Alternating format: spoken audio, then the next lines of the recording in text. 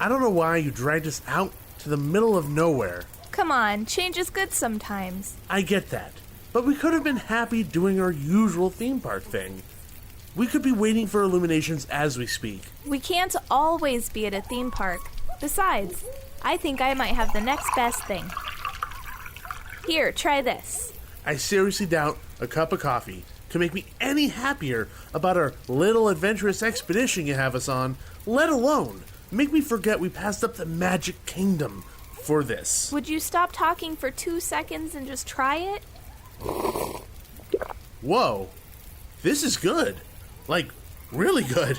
Where'd you find this, Starbucks? Nope, this is Expedition Roasters, the artisanal roasters of specialty pop culture inspired coffees. You happen to be drinking Enchanted Tiki Coconut. Wait, these are theme park inspired? Yep, honestly, it's the next best thing to actually being in the parks. What other flavors do they have?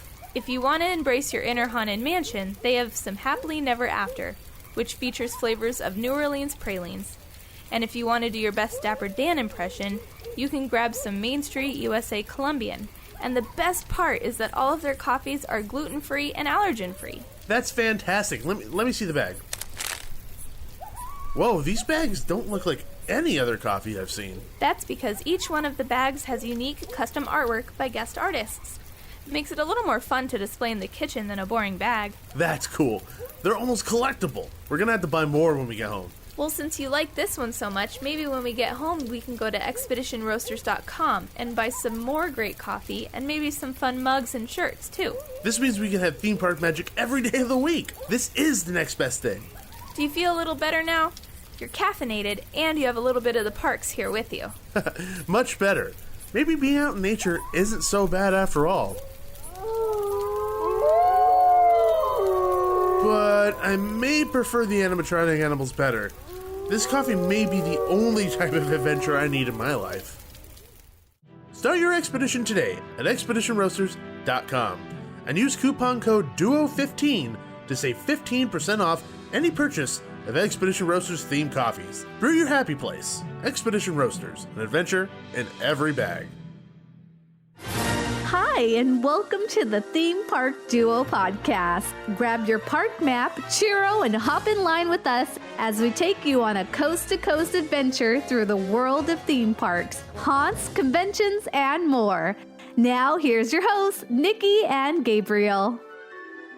Hello, everybody, and welcome back once again to another episode of the Theme Park Duo podcast. I'm Gabriel. And I'm Nikki. And we are the Theme Park Duo. Now, we have a pretty fun episode for you today. We have Jeremy from the Diz Dudes and Main Street Magic with us to talk about Fastpasses. Now, just the pros and cons of Fastpass.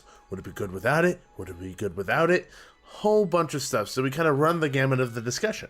Yeah, it was actually really interesting. I thought of like a lot of things just while we were talking that I never even thought of before. Yeah, so stuff kind of came out during the conversation and it kind of turned into a really interesting conversation in the end of it. So we're really excited for you guys to hear that. But before that, we have a ton of news to get to that are we're jam-packed in this episode. So we're not going to waste any more time. We're going to jump directly into the Theme Park Bulletin. So the first piece of news today is that Universal Studios Hollywood has brought back the nighttime lights at Hogwarts Castle. Now that show shines brightly with an awe-inspiring spectacle that showcases the four houses of Hogwarts: Gryffindor, Ravenclaw, Hufflepuff, and Slytherin! Yeah, Slytherin! Sorry, I'm a Slytherin, so I got real pumped when I saw that. I'm a Gryffindor, but a Hufflepuff at heart. Because I'm not brave. So you're literally a yellow belly. Because you're yellow on the inside, get it? I guess okay, so. moving on. Let's get past that fast. And it culminates with an awesome beams of light and fireworks that fan into the night sky. The colorful state-of-the-art... tongue twister.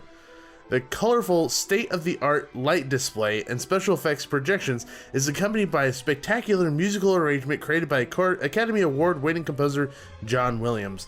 Now, we actually got a chance to see the nighttime lights at Hogwarts Castle already. I went out for the media event, and then me and you went this past Friday. We did. And It's freaking awesome. Yeah, it's short but sweet. It's just what it needs to be.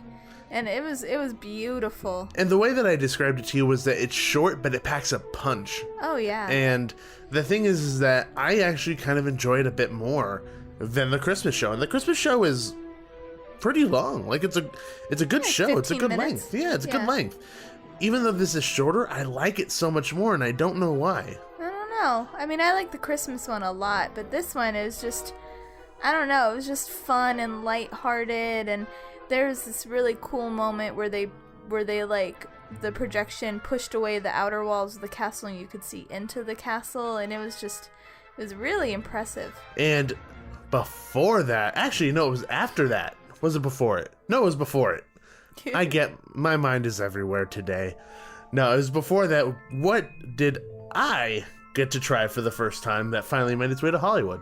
You got to try butterbeer ice cream. Yeah. Yeah, so this rich, palate-pleasing butterbeer-flavored hard-pack ice cream is a delightful and delicious new addition to the menu of butterbeer items currently available, including such butterbeer favorites as traditional, frozen, and hot, which is now offered year-round. Yes. As well as butterbeer potted cream, which you tried for the first time. You enjoyed it. And butterbeer fudge, which I think you and me both agree is a little bit too sweet for us. It's overwhelmingly butterbeery sweet. Yeah, but other people like it. It's so strong. Yeah. It's strong with the force. No, it's strong with, that's the wrong movie. Strong with the butterbeer flavor. Yeah, so if you're not familiar with it, it's kind of reminiscent of a butterscotch and shortbread flavor. And butterbeer ice cream is perfectly fine-tuned as a cool Hogsmeade treat and will be served at various carts located within Hogsmeade, as well as at the Three Broomsticks. Now, I know what everyone is already thinking. Butterbeer ice cream has been in Orlando for quite a while now. This is the first that we've ever had of it. In any form. In any form. So it's soft serve in Orlando and it's hard packed here. Guarantee you, the listener right now, who has probably experienced the ice cream in Orlando, is asking to yourself, which is better? The Orlando soft serve version or the hard packed Hollywood version? I'm here to let you know that the Orlando version is a bit better. I feel like the butterbeer flavor is a little bit more accurate and in tune with what it tastes like from the drink, as opposed to what the hard packed ice cream is. The hard packed ice cream is extremely sweet, which isn't bad. I guess it's just depending on your palate. Yeah. So I personally think that the Orlando version is better, but if we're having the hard pack version here as opposed to the soft serve, I will take it any day of the week because it's still amazing. Just happy to have anything. I'm just happy to have butterbeer ice cream, period. I'm content the fact that it's this. You know, I'm not complaining in any way. I'm just comparing the two because I know a lot of people are going to do it anyway. Yeah. I'm just glad that we have butterbeer ice cream. Yeah. And lastly, before jumping into our last segment, I definitely want to give a shout out to Six Flags Magic Mountain because they were recently voted the best parks and coasters by USA Today readers. Ooh. So that's pretty awesome, and obviously a local park for us, and we absolutely love Six Flags. So we are unbelievably happy for them to have gotten that. And you know, Six Flags has over the years have just gotten better and better with what they're providing for guests on a yearly basis, and it's fantastic. Oh yeah, I totally agree. Just their ride profiles and also just their extra entertainment that they provide is just it's always top notch. It's always top notch. Yeah. It really always is. Yeah. So we're really happy to see them celebrating that and coming into the future events that are coming up like Fright Fest and holidays in the park and that kind of stuff. I'm sitting here excited to see what they're going to come up with. Yeah. So now moving into one of my favorite segments ever, we're going to jump into Haunting Headlines.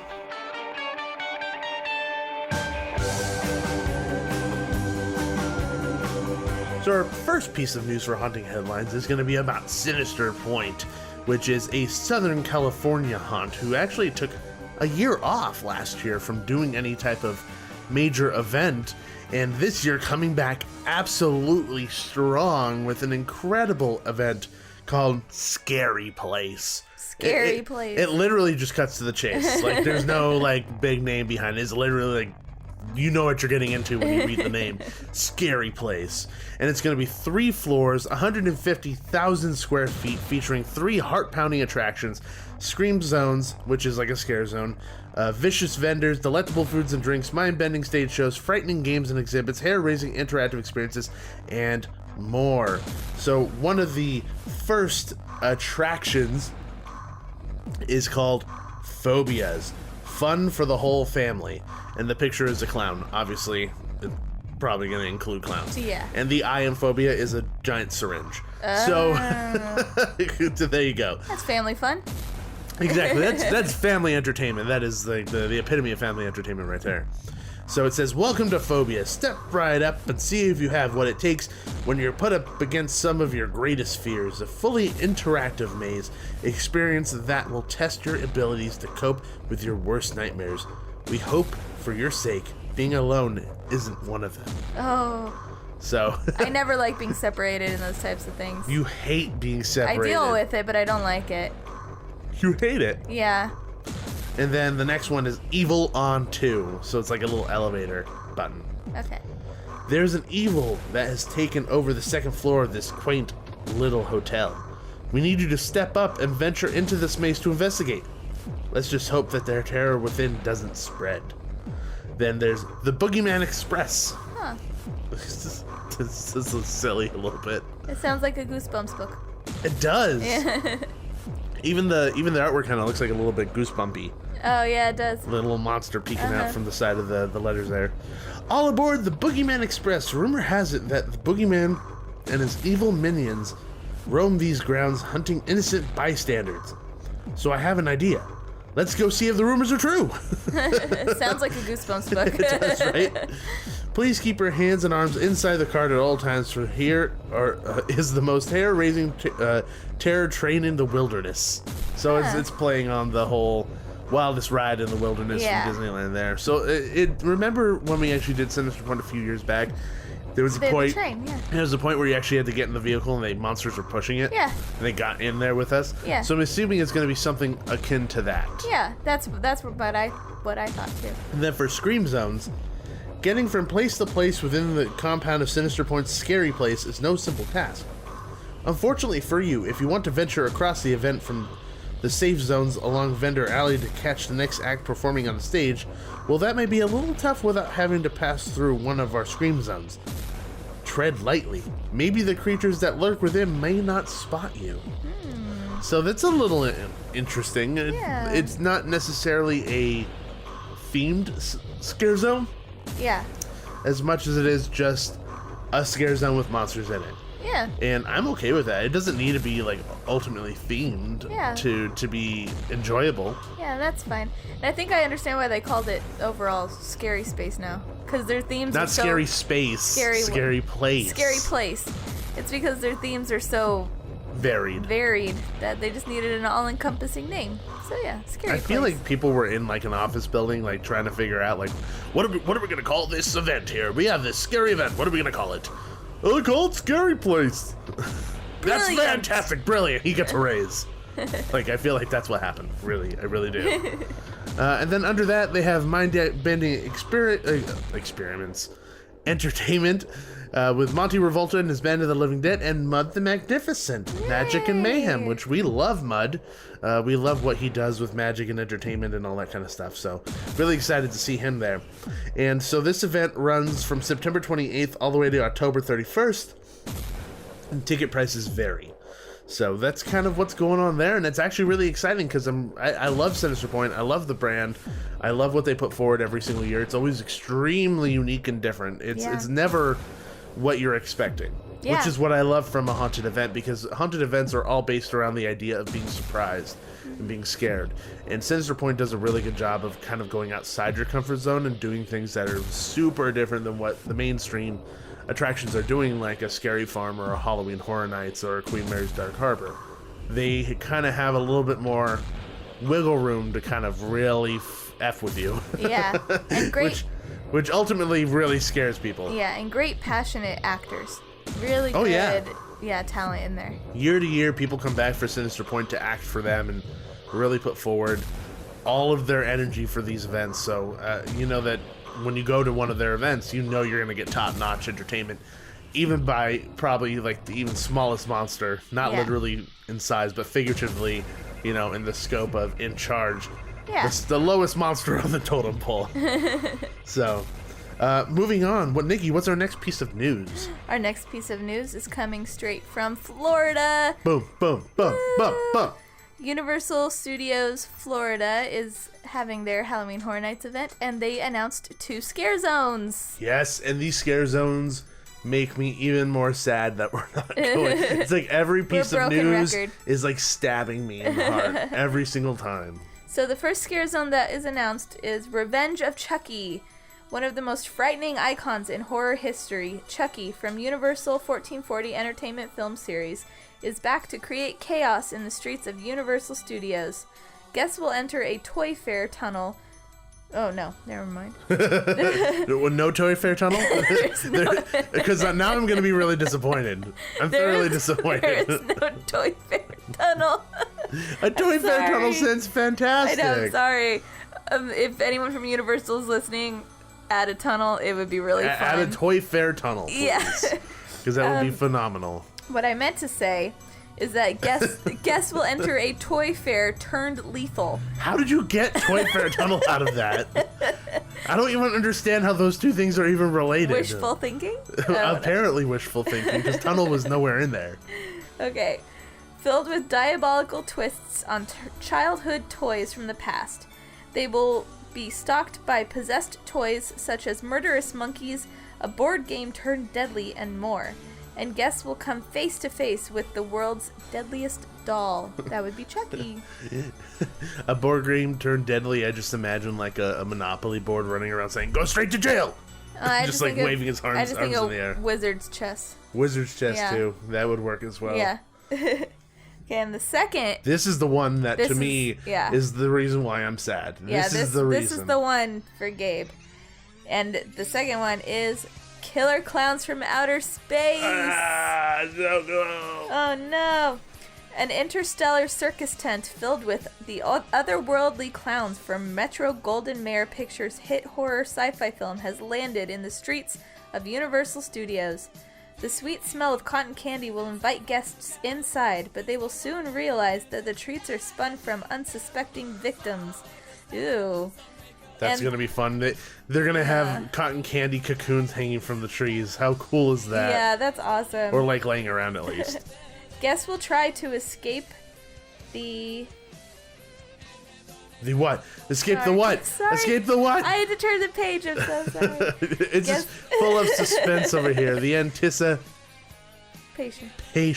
Guests will try to escape the killer clowns or face the wrath of their ray guns, which will turn them into grotesque cotton candy snacks. So I'm guessing that's going to be a monster roaming around too, is like cotton candy monsters. Oh, that'd be pretty cool. Yeah. You know what? I would think that, you know, like whenever we're at Midsummer Scream, they always have those guys walking around with the boxes, and they open up the box and something jumps out of it. Yeah. Like, imagine one of those, but it's like a popcorn bucket that they're holding, and they do that. Or even, you know, it's the same company that it's like they're holding up. It's like fake arms holding a box, and there's a dinosaur in it, and so his arm is in the dinosaur as a puppet. Yeah. Imagine that as a popcorn bucket, but one of those clown heads just kind of moving around. So they can have that with like some clown like running around holding that, like going after people. That'd be super fun. That'd be amazing. Yeah. And I think it would be really cool, and I don't think they're going to do it, but if they even created their own real popcorn guns. Because in the film, they shoot popcorn out of their guns, and then the popcorn goes into those clowns that I just mentioned. Yeah. Just the head ones. And if they ran around through the park, reloaded their guns with popcorn, and just shot them at people as they walked through the scare zone, I mean, it would cause a mess. That would be fun, but so much messy. Fun. No, okay. It would be so much fun. Can you imagine... You know, it rains... Custodial's just going to be like... No, it rains randomly and a lot in Florida. Lots Can of you imagine the popcorn. soggy popcorn cleanup? Ew. Dry popcorn cleanup might be okay, but soggy popcorn cleanup? Ew. Yeah, you're right. But it would still be really cool. It would be an fun. awesome little kind of a thing. And I don't think the scare zone's going to be all that scary because inherently that movie is kind of like silly scary. Yeah. And the way that the clowns look are kind of scary, but more silly. Yeah. I think it's going to be one of those kind of fun scare zones. Like, I thought that Trick or Treat was an amazing scare zone. It was fun. But I don't think it was necessarily scary. I think Yeah. it's going to be along the same lines. Yeah. So I think Chucky will be scarier. I think Chucky's extremely scary, just simply based on the fact that when you have somebody who's not the average height as us coming out from like a corner, it's not within your peripheral vision really. So if he's coming up to scare you, it could get you really easy. When they did it in Hollywood, I was super scared of the Chuckies. Do you remember they when they had knew. it for the Terror Tram? Yeah, I remember. That was really good, actually. Yeah. I like how they kind of built Chucky into the story of the back lot and how there was a fire in the back lot and it was like, oh no, Chucky did the fire and all that stuff. So I actually really enjoyed that. So hopefully they'll do something along the same lines, not necessarily the same, but in the same vein and tone in Orlando. And they seem to do things really, really well over there. Oh, yeah. Ultimately, we've only been once, but in that one visit, we could definitely get a sense of the kind of quality that's put out in those attractions and mazes and scare zones. Oh, definitely. So it's ultimately really exciting to see those two things, and it's kind of building towards that whole 80s vibe that everyone's been talking about. And the next piece of news is only building more on top of that with kind of a semi-80s vibe. And there was a new maze announced, and the new maze was called Slaughter Cinema. From the twisted minds of Universal Orlando's entertainment team, Slaughter Cinema will transport guests to a decrepit drive-in movie theater. As the lights dim and the feature begins, guests will jump through the screens of original storylines filled with monsters and nightmares from the 1980s. They will come face to face with vicious creatures within a deadly bite in Midnight Snack 2, the house swarming, bloodthirsty alien cannibals on the hunt for fresh meat, and Amazon cannibals from Planet Hell, and more. And what's really fun is actually during the release of this information, they actually released posters for fake movies, and it's just really, really fun that they did that. So this is also something that I'm really excited for because I really like this grindhouse feel that the maze kind of has. Yeah. It's going to be gritty, and to me, that lends itself to being ultra violent. And I actually really like ultra violent mazes. They're really fun to make. Not my cup of tea, but I Well, you don't like appreciate ultra them. violent movies. Yeah, I don't. That makes sense. So yeah. But yeah, I definitely think this is going to lend itself to being a lot more violent, and I'm pretty excited for that. And I noticed that with a lot of the unique scares that Universal Orlando does, it's going to open up a whole new world of scares for them as well. Yeah. So I'm pretty pumped for that. So what is our last piece of news, Nikki? Our last piece of news is coming back local over here. And if anyone in the past few years has gone to the WB Studios, Warner Brothers Studios Halloween event, Horror Just Made last year. Here. Oh. Yeah, it's just last year. They've only done it last year. Following its debut in 2016. Really? Yeah. I don't So it's remember been 2 years. Weird. Well, we went last year. Yeah. That was the first year we went, but they Maybe it was. Oh, wasn't it branded under something else though? probably they Yeah. switched the name for last year, maybe. Yeah. We can't confirm that. I don't know off the top of my head. But Yeah. anyway, it's been for 2 years. And last year was actually a lot of fun. You know, they had the It House and a whole bunch of other stuff. Oh, my They had favorite house was the Conjuring house. Oh, the hands Conjuring down. That House was freaking amazing. awesome. And then they had a tram experience. And the tram isn't like a giant tram like they have at Universal Studios. No. It's a golf cart. yeah. It's like a oversized golf cart. no, it's like It's an oversized golf cart. In a golf cart, you have a row in the back, and then you have a row on the back. it's a small tram. It's an oversized golf cart. It's a tram without attachments. It's like one car. It's not that big. It is not nearly that big. It's like itty 6 bitty. rows.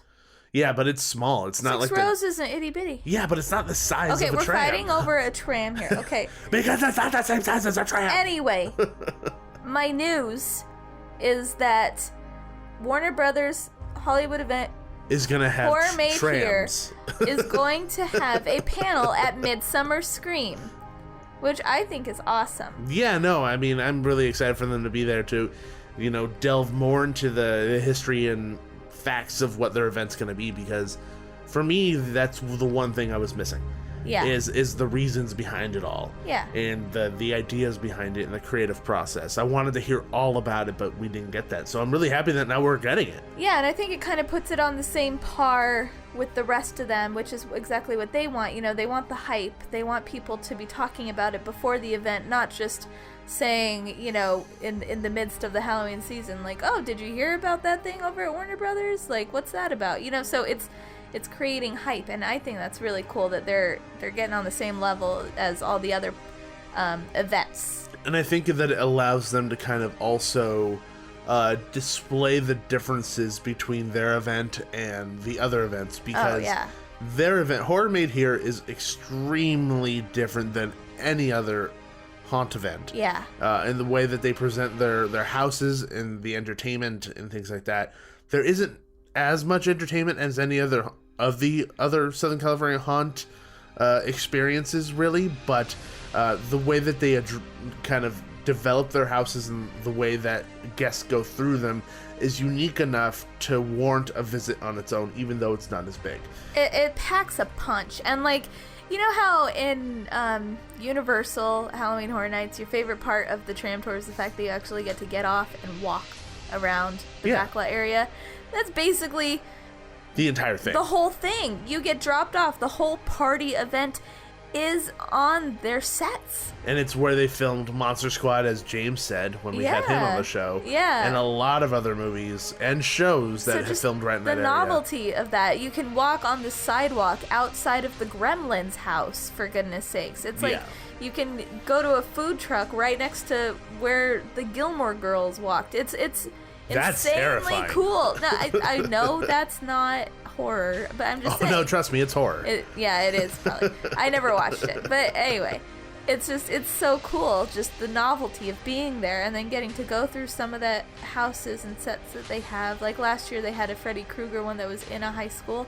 It was a high school where if you watch the Grease musical, the Grease live musical, that's where they filmed that, parts of it anyway. So just imagine blood and dead bodies everywhere. Yeah. And then there you go. Yeah. So I think the novelty of that is super cool. No, you're totally right. And like I said before, that the way that they're developing their houses, and it's not like a conga line, it isn't anything like that. It's you walk into a room, there's an experience, there's a scare, and then you kind of move on. And there are parts where you're walking together in a line past some stuff, but mostly the crux of where these haunted houses really put a lot of their weight is in those small little experiences that they have through the houses. It's refreshing. It's really refreshing, actually. In the Conjuring maze, or in the Conjuring house walkthrough, there was a plant. You say maze, I guess. There was a plant in our group that, and I didn't know that. Dressed in normal clothes. Halfway through the maze, we were in a bedroom.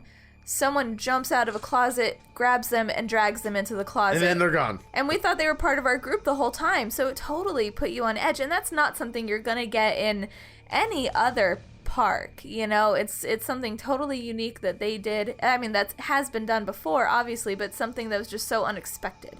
Yeah, and the only other time that I remember there being a plant in anything was Trapped at Scary Farm. Yeah. And that was a while ago. And that was also a unique experience, separate from the rest of their normal, average haunted houses. And the thing is that with the amount of people that go to these events, it isn't like they have the opportunity to do that all the time. Yeah, so that's why Scary it's Farm so Horror unique Nights. and fun. Yeah, Scary Farm Horror Nights, Queen Mary's Dark Harbor, Six Flags Fright Fest. None of them have the opportunity to stop a group where they are to have something like that happen, because you always kind of have to constantly be moving because there's just so many people. Yeah. So the fact that Warner Brothers has an event that's extremely different is, like you said, a breath of fresh air. Yeah. And super fun. Those experiences and what they do tend to make the lines a little bit longer. So if we have any words of advice, if you want to go to it this year, go early, right at the beginning, get as many mazes as you can done right away. Because you will be waiting in a few lines. And they're pretty long lines. But if you get a few out of the way really fast, you don't mind. Yeah. You really don't mind. And I would say probably do the tram first. just simply based on the fact that had the longest line the whole night. Yeah, it was pretty long. It had the longest line, and it was always a consistent long line. The other mazes like had moments where like, oh, the line kind of died down just a little bit. Let's run over there, and then it would get long again. Yeah. The tram line was pretty much long the entire Consistent, night. yeah. Yeah, it was very consistent. That's the one downside of the event is that the lines are really long because the experiences are so tailored and unique. It's worth it though. It's pretty worth it though. I think the only one that I was a little disappointed with was the Freddy one because it was just so short. Yeah, it was just a little short, but I mean, like the It House but was that the one that was so much fun. No, it was still fun. Like Freddy just, like, teasing us through the window and stuff while we were in line. Oh my god, that was fantastic. Like so even that, like, you don't mind, you know? Yeah, you don't end up minding. And I mean, the quality of the maze, even though it's short, and then also the fact that the other mazes that we went through were so good that one kind of just paled in comparison. Yeah. You know, just by sitting, it's just happened to be within the same group of mazes. Yeah. When you have these two really good ones, one of them is not going to be the best. Yeah. That one happened to not be the best. I mean, the It House was the one that was on Hollywood Boulevard, which was really cool. They're going to have a reimagined version of that. Hopefully the Conjuring house comes back, because I honestly think that was amazing. The last scare of that house was simply one of my favorite scares in a maze ever, because it was happening, and it happened real slow, and you could see what was going on, and you knew what was going to happen, but it still scared the living crap out of you when it got you. And I don't want to go into detail because I don't want to spoil it if it comes just back. Just in case that scared you. Yeah, it just... You see it coming from a million miles away, but regardless of how aware you are of what's happening, it's still going to get you. Yeah. And I know that they're going to have, which excites me so much, they're going to have a Arkham Asylum maze. They're gonna have the Joker and all that stuff, which is something that no other place is gonna do. I mean, Six Flags would be the only other place that I think they could pull that off because they have those characters in the park. But I am pumped to see this happen in that. They'll do it really well. Oh, they're gonna do it fantastic. Yeah. And imagine a Joker walk around character. Oh yeah, that'll be awesome. Oh geez, it's gonna be top notch. That was also okay. No, like we're delving into this further than we probably intended, but I also really liked that. Like, during shift change for the actors for the mazes. Oh, I totally forgot about this. This was fantastic. Yeah, like, they had to walk through the main thoroughfare where everyone was, you know, just chilling, you know, eating or whatever. So they were going in front of guests. So instead of just having them, like, off-duty actors walking across, they made them show moments. They had Freddy chasing the school kids across the yard, and the school kids are, like, screaming on their way to break. You know, or on their way back to the maze. And so they made them all show moments, which I thought was just fantastic. No, that was great. And they had Georgie walking around with no arm. Yeah. The only thing that I wish they had more, and, you know, they're getting bigger and bigger, and they're going to develop the event even more, and I'm sure this is going to happen. Want more walk-around characters. I want more of, like, a scare zone atmosphere in that whole center area, because it really didn't feel that way. Yeah, the only ones that actually interacted with you were the Georgies. Georgies or Freddy. And that was pretty much it. And Freddy was mostly near the maze. He never really ventured further out unless he was going backstage, like you just said. Yeah. I would love to see a Pennywise character. I would love to see him walking around doing something. That would be really cool. Yeah. I mean, they're going to have a Batman thing going on, so they're going to probably have a Joker character. I would love to see the Nun walking around, especially with the film coming out really soon. Yeah. I would love to see that happen. Just more characters. Or even like the, what is that monster called from The Conjuring 2?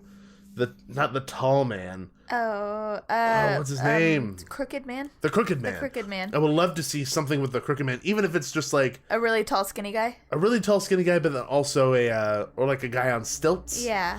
Or even if it's just a statue that you stand next to for a photo. Yeah. Yeah. Like, even any of those I'd be happy with. Yeah. So, you know, this event's really, really exciting. And there's a whole bunch of new stuff coming for it.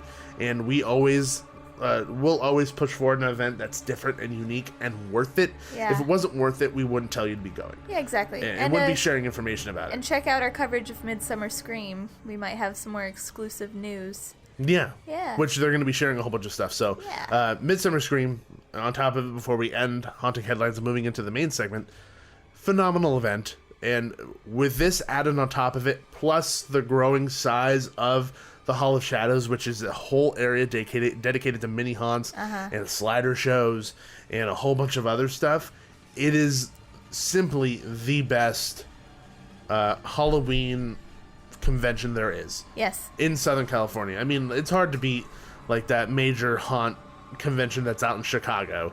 But that's kind of like a different thing. That's more for like the companies who throw events, like a Sinister Pointes or Universal or whatever.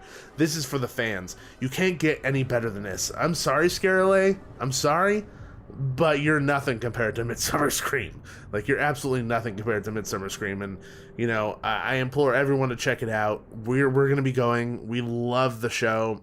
The floor is always amazing. The shows are always amazing. The mazes are fun.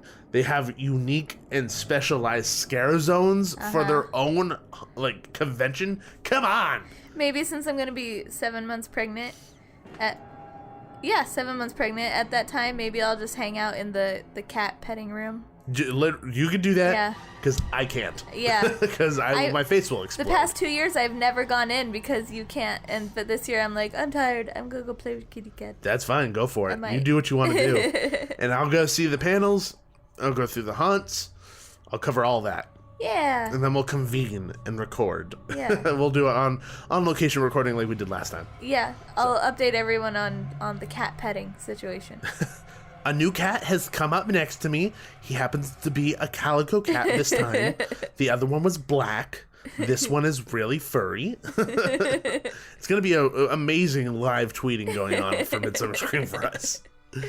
So anyway, moving forward, that is all of the news that we have for today. It was a ton of news to get through, but a lot of really cool stuff coming up in the theme park world. And we're super pumped. Oh, and just to throw it out there, Toy Story Land opened up and Pixar Pier opened up. Oh, yeah. There you go. Oh, yeah, those two that things happened. We have a lot of friends that are going to Toy Story Land right now, and we went to Pixar Pier. We enjoyed Pixar Pier to a certain extent.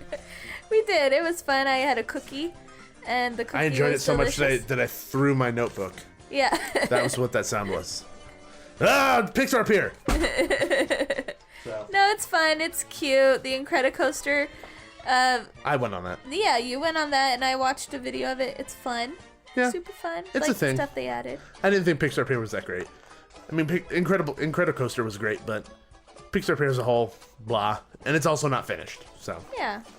But anyway, before we delve into another 2-hour discussion on something else, because that tends to happen with us a lot, let's jump into our main segment. And it's a new segment at that, Nikki. What? We have a brand new segment. It's not really a brand new segment, but it's officially getting a title. We thought of a name for it. Yeah, we finally thought of a name, because we like just having theme park discussions. It doesn't have to be like a battle. It doesn't have to be, a list or anything like that. Sometimes we just really enjoy having a themed entertainment discussion. Yeah. And I'm very proud of yourself. I'm very proud of myself, and thought of a name, and literally in my head, I thought themed entertainment discussion. It's our own TED Talks. Whoa! See what we did there? TED, themed entertainment discussion. TED Talks. So now, the theme park duo, TPD, will have a TED. So we have our TED Talk segment of the show now, where we're going to be talking about Fastpasses with Jeremy from Main Street Magic and the Diz Dudes podcast. And just FYI, while we recorded that, I hadn't thought of the name yet, so I'm pretty sure I said something along the lines of, it's a new segment, but we haven't thought of a name yet. Yeah. So clearly you can see the time difference of when we record these things. So enjoy the TED Talk.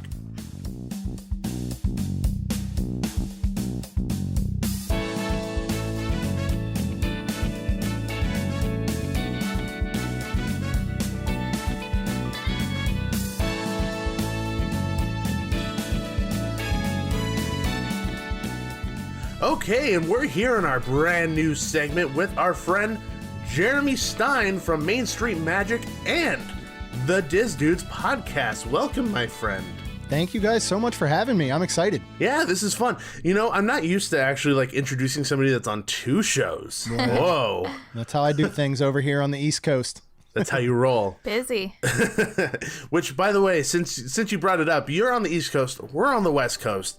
We've recorded with a few different people on the East Coast before, but, it can get problems when we try to plan because of the time difference. Yeah. I know that we had original times that we wanted to record, and it just didn't work. Yeah, and I appreciate you guys working with my schedule as I was attempting to head to bed most of those times. So I appreciate you guys notching out a Saturday morning to have me on, because I'm very, very excited to join you guys. This is going to be fun. Well, our tummies are full. We just had breakfast. We had our coffee. We're awake. This is probably the most awake we're going to be all day. So I actually think it's the most perfect time to record. We had our Expedition Roasters. Yes, we had our Expedition Roasters coffee. Nice. Which one was it? Simply Sinful. Simply Sinful. Yeah, the Maleficent one. Yeah, the Friday the 13th one. That one's pretty dang good. That's the really new one, right? Yeah. The second to new one. The most newest is the Indiana Jones one. Ooh, I got to get that. Which is my favorite. It's my really favorite. good. It's bourbon streusel. Oh, wow.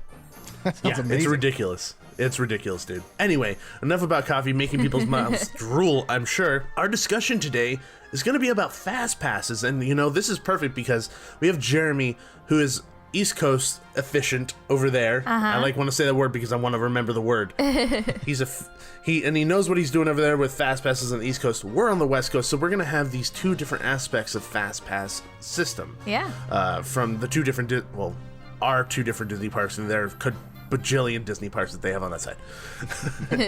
And we're going to be just talking about whether or not we think it really creates efficiency in the theme park, or it actually is detrimental to efficiency and causes a lot of problems. And this isn't going to be like our coast-to-coast battles that we've had in the past. This is just going to be a conversation. It's an opinion segment. It's an opinion segment. Yeah. So I know that just from talking to you, Jeremy, and from talking to you, Nikki, that both of you are going to be agreeing in your opinions, I'm pretty sure. And I don't know where I stand at the moment. But with regards to Fastpass, a huge discussion has been going on whether or not Fastpass should really even exist anymore, because it causes lines to just extend past the normal queues that exist. What do you think about that, Jeremy? I don't think as much that the Fastpass system is detrimental to efficiency as much as the people who don't understand how to use it are. That's true. We've run into them. Yeah, I can just... It amazes me. Well, first of all, it's hard to tell as you stand behind somebody in a Fastpass line who doesn't seem to know what they're doing. There's two types of people there. There's people that flat out don't know what they're doing, and there's people that are trying to game the system. And both of them hurt the Fastpass system. Now, if you get to Disney World specifically, and you don't understand the Fastpass system, that basically means that you decided to spend several $1,000s, but not take 5 minutes out of your day to just do a Google search about how the Fastpass system works and when you should book them. And that's where I think a lot of issue comes. We get stuck behind people all the time that show up, and either they say they're there at the wrong time, the wrong hour-long window frame, so they're holding us up, or they're there and they're stating, "What's a Fastpass?" or I forgot to get them. Or the ones I love is the dad who shows up and says, "This is so weird. I have a whole family with me, but I only have one Fastpass booked under my name. You guys messed up. Let us all in." Oh, no. And those are the ones that I think are hurting the actual efficiency of the Fastpass. Now, we can talk about what does Fastpass do to the standby line.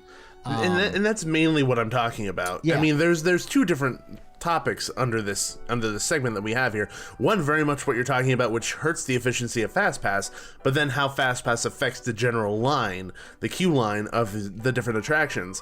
And you know what really spurred this on was the fact that Disneyland is adding Fastpass to Pirates of the Caribbean, which you and I have talked about, Nikki, and I personally think that this is a terrible idea, and this is actually almost like the perfect representation for the reason why I think that Fastpass is a detriment at times.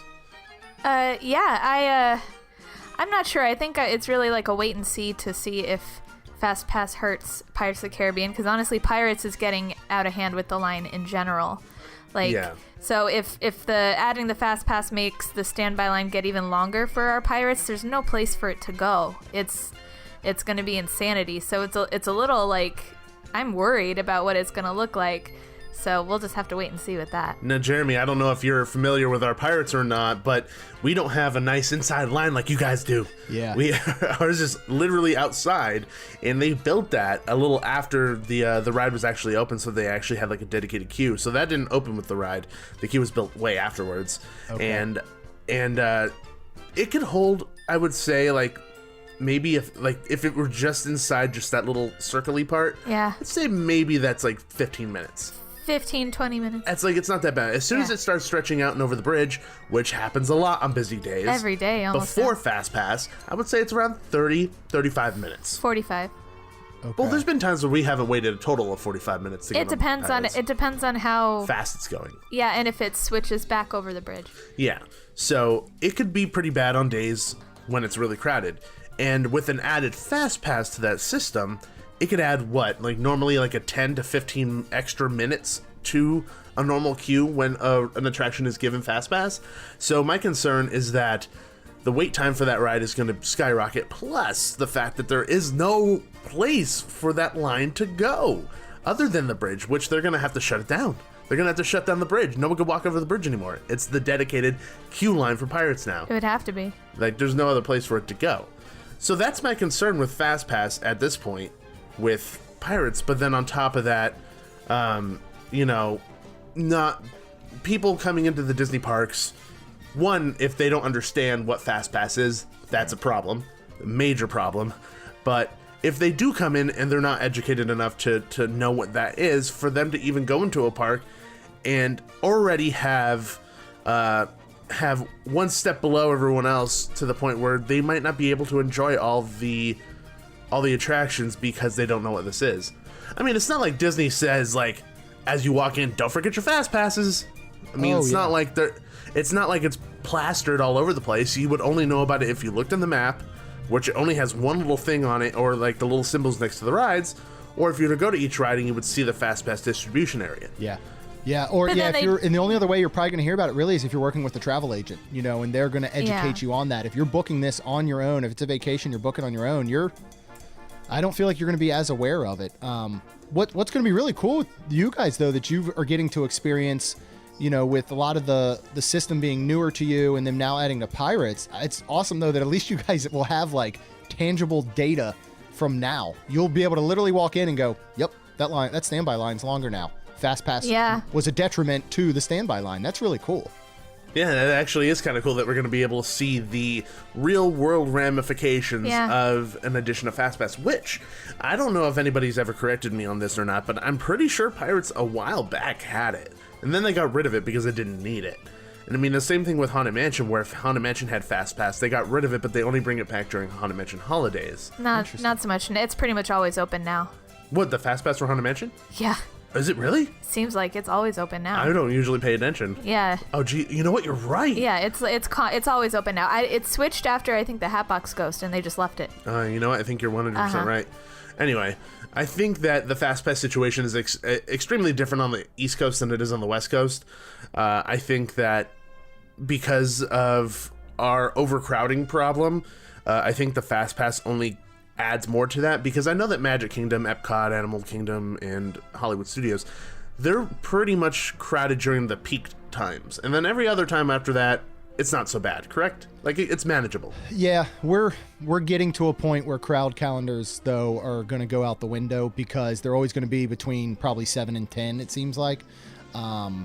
This past start of this year has been different, because times that were normally not that crowded saw more crowds, and I think a lot of that had to do, if we went back to September, when we had Hurricane Irma, and a lot of people's vacations were disrupted, especially the Brazilian tour groups were really disrupted, and a lot of them ended up booking for earlier in this year, be it January and February. So January and February were busier than normal. March spring breaks were really weird this year based on when Easter fell, so we had a good 3 to 4 weeks of just overall spring break throughout the United States, and now we're, dead into summer, and we got Toy Story Land opening. So it's interesting about crowds.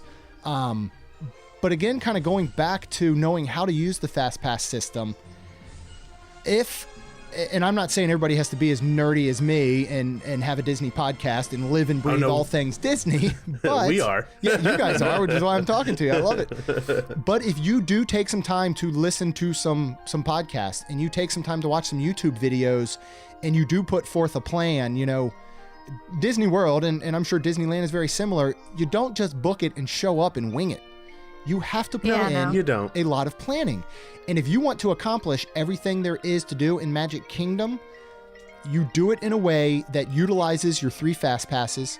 You don't book them very first thing in the morning. You wait about an hour or two after park opening. That first hour or two, you're going to have very short standbys if you navigate the park correctly. You use your 3, and then you know that you can trade in for 1 additional fast pass. And we have gone and conquered large portions of Magic Kingdom, even when it's busy. Hollywood Studios, prior here to Toy Story Land opening and Galaxy's Edge next year, you can easily accomplish everything in Hollywood Studios, and I think you can utilize the system for that.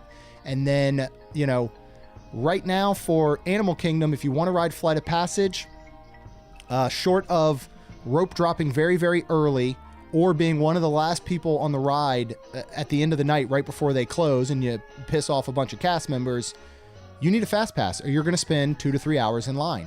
So I do think there are ways that it's very, it's a huge benefit to people.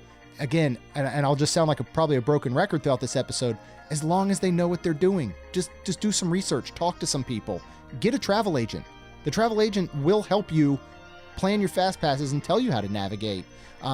So I think people just don't take advantage and they think they can show up and wing it, and then they're all mad because Disney was crowded and it was hot and they didn't get to do anything. I'm like, well, those are all on you. That's how you get bad reviews. Yeah, like those are all on you. That was your fault. It wasn't Disney's fault, So yeah, I don't know. I love the Fast Pass system, but again, we know how to use it. We know specifically, and it is hard for me to comment some ways because we're in Disney every single month. We spend at least 3 days at Disney World every single month of the year, and we have for the past 2.5 years. So I can walk to a standby line that's even 30 minutes and say, I don't want to ride that this time. I'll do it next time or I'll get a fast pass. So I do understand that I'm coming from that point of view, which isn't like probably the majority of people listening to this. Yeah, and that's basically my opinion also. It's that I like our fast pass system because we know how to use it. We know how to utilize it. Yeah. And I feel like if everyone, this is coming from a selfish place here.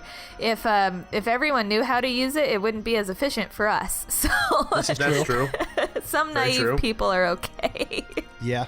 Our system over here is so different though. Like, yeah, I would definitely, I would agree with you on that. yeah, like hearing you say like your game plan for over there, like, yeah, that totally makes sense. And that's what we did when we went there for our honeymoon. Exactly what we did. We did a really good job utilizing the fast pass system over there and not having to go to each ride really hard. He was his own travel agent, like was Booyah. planning for months. I was planning the wedding, he was planning the honeymoon with the fast passes. I like Dude, like, Yeah. we were, our trip was unbelievably efficient. The only inefficient time was when we were trying to find ice cream and we got into a fight. Yeah. But we did like what spur of the moment. that's what most arguments for couples are over, is the ice cream at Disney World. I don't want swirl, damn it! We were just trying to find ice How cream. does your fast pass system work exactly over there? Because I honestly don't know how Disneyland's works. Okay, so there's a few different facets of it. So there's the standby line, and then there's the fast pass ticket where you have to go to the actual ride and scan your park ticket or your season pass to get a fast pass return time. So you have to physically walk to the ride. And you still get a physical ticket still. And you get still a physical ticket Okay, so it's still the reminder. paper ticket system. Yeah, But it's just a reminder. The actual fast pass is on your ticket or on your app or on your season pass. Gotcha. So that's what you scan when you go up to the fast pass return line. And so there's that, and then there's the upcharge max pass, which is attached to your ticket or your app or your season pass, and it's $10. Introductory price of $10. Introductory price of $10, but you get all your pictures for the day too, which I think is fantastic.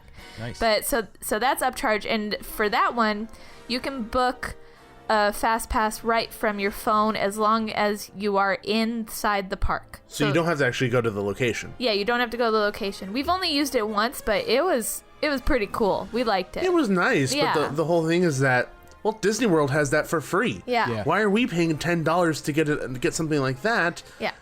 But on top of that, I do see the added benefit of getting all your photos as opposed to Walt Disney World, where you have to pay Memory Maker based on every day that you're there, which I think we paid $120 for Memory Maker for our vacation. Yeah. Yeah. Which was unbelievably worth it because we had hundreds and hundreds of photos. Like we were taking advantage of that, which works out fine. But $10 for your pictures all day on all rides and anything is fantastic. Even if that were the only thing, that I wouldn't be complaining. I was about to say, even if you don't use the Fastpass, the Max Pass system, and like one person in your party decided to get Max Pass just for the photos, it's still worth it. Oh yeah. Yeah, but my thing that I just thought of is for our system, it's like we have a game plan too when we go to Disneyland, specifically Disneyland and a little bit California Adventure, you know, where we don't get a fast pass right away. We could go up till at Disneyland, 11. we could go up till 10 or 11 with just getting on as many rides as we can. Yeah. And then we get a fast pass and, you know, go from there. Because that's a majority. At that point, that's when a majority of the annual pass holders come in. They come in around 11:30 or 12, and then once that happens, Yeah. game over. So we might get a fast pass for... Game over, man. Game over. So we might get a fast pass in the morning, but it won't be for until like, you know, 10 or 11. So up until then, we're just getting on as many rides as we can, and it's pretty efficient. And the same thing with California Adventure. We go straight to Mission Breakout, Guardians of the Galaxy. We used to. We used to. Not anymore. I cannot ride. But I just realized that the one day we got Max Pass, like, sure, we had different priorities that day, but it kind of screwed up our system. A little Because the Max Pass gives you the mentality of immediately when you walk in the gate, you're like, I have to get a Max Pass, like, Fast Pass right now. And then so you have a Fast Pass return time for Guardians or Space Mountain at like 9, and you don't need it yet. You could just wait 15 minutes and get on the ride. So it kind of screws up the normal game plan that we had. I mean, I never understood people at the opening of California Adventure where they have two lines. Do you want to wait in the standby? Do you want to wait in the Fast Pass line?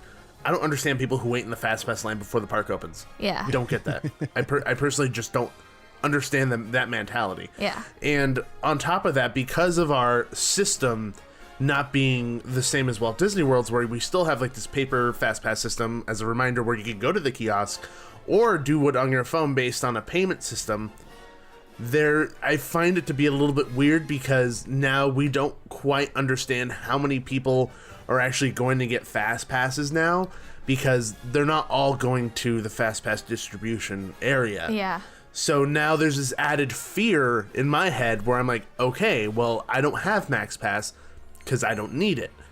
But I don't know how many people are getting these Fast Passes to the point where I don't know if they're going to run out. Am I going to be able to enjoy this attraction today? Well, I think they just have a certain number allotted for Max Pass and for regular Fast Pass. See, that's the thing, is that I don't know if it's two separate tiers or if they're just one big lot. They're like, hey, this is what it's going from. Well, I guess you just we'll see that, and that leads to just going straight there and, you know, watching the Fast Pass return time click higher and higher and higher throughout the day. You know, it probably moves faster. It's because at this point it's like a two-tiered system. Yeah. It's the paid system and the free system, as opposed to Walt Disney World where you have just the free system. As soon as you go to Walt Disney World, they give you a Magic Band. As soon as you get the Magic Band, you hook it up to My Disney Experience and then you go. Yeah. Everything is the same over there. It's a lot more user-friendly. I feel like people get confused at Disneyland a lot because more. it's history. It's Yeah. history. People are used to going to Disneyland, getting the paper Fast Pass, giving the paper Fast Pass over, and it's non-digital. Now that they're switching things over, I feel like people aren't up to speed yet. And that also adds to Jeremy's point of, I don't understand how this works. No, but even that, I feel like the paper Fast Pass system, people get confused if all they know is Walt Disney World. You know, then they're like, what? We have to go to the actual ride? You know, and I feel like that confuses people too. Well, that's my point. Yeah. That's my point, is that the whole system in general is non-consistent across the parks. Yeah. And can confuse people who aren't in the Disney bubble like Jeremy is and like how we are and a lot of other people are. Yeah. Because we are in a Disney bubble, dude. We, like, 100%. Like, we know the ins and outs of these places. We know how to work the system. And I feel like the general public really don't. No, not at all. Like, if you were to just go up to Joe Schmo at like Publix or Ralph's or Vaughn's or something and be like, hey, yo, do you know how to work the Fast Pass system? And the first thing you'd probably be like, what are you talking about? I don't know what you're talking about. You know, like, nobody probably understands the system like we do. It's a very specific thing. It's like a very specific piece of knowledge and information that we have in our heads that kicks in every time we go to a Disney park. And I just wish that, one, the systems were the same. Yeah. I hate how it's different. Yeah. And it doesn't make any sense to me. And because they're different, I want to pose the question, would Fastpass be better if it were a paid system only? If you had to pay for Fastpass like any other theme park or amusement park in the world. So, Knott's Berry Farm is an example, which is a theme park that's like right down the street from Disneyland for us. It's a Cedar Fair park. You have to pay for front of line. It's called Fast Lane. For Six Flags Magic Mountain, you have to pay for front of line. It's basically every other park besides every Disney. other park Universal, besides Disney, Universal, the Express Lane, or used to be a star or whatever for Yeah. Hollywood, but they just changed it to A-list or Express. A-gate. You have to pay for it. Disney is the only one where you have a free system in order to cut the line, / you could upgrade and pay money in order to just do it on your phone. Would it be better if it were just a paid system like everyone else?